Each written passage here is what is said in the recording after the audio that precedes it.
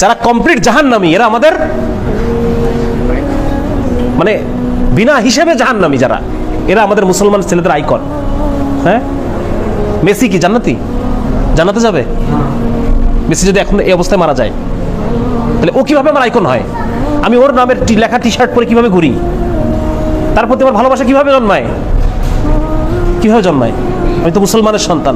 আমার আইডল হওয়ার কথা ছিল মুহাম্মদ রাসূলুল্লাহ সাল্লাল্লাহু আলাইহি সাল্লাম। আমার আইডল হওয়ার কথা ছিল আবু বকর, ওমর, খালিদ ইবনে ওয়ালিদ, মুহাম্মদ বিন কাসেম, হ্যাঁ, মাহমুদ গজনবী, এরা আমাদের আইডল হওয়ার কথা ছিল। আজকে আমাদের আইডল কারা?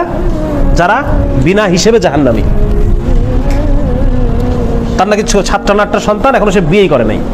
তাহলে এই মানুষটার চাল চলন, এই মানুষটার চরিত্র, এটা আমার কিভাবে আমার কাছে আইডল হয়? আমি কি সব ভুলে গেলাম? আমি কি মুসলমানের সন্তান না? আমি পড়ি নাই কালেমা লা ইলাহা ইল্লাল্লাহ মুহাম্মাদুর রাসূলুল্লাহ?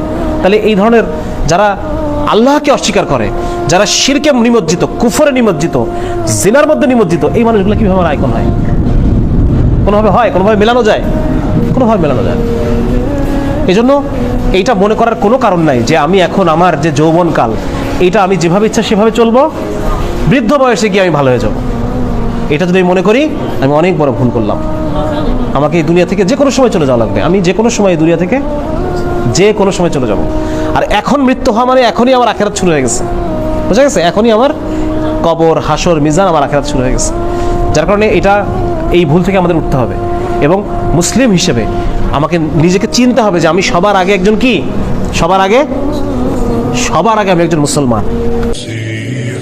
سبيل الدموع سبيل مريح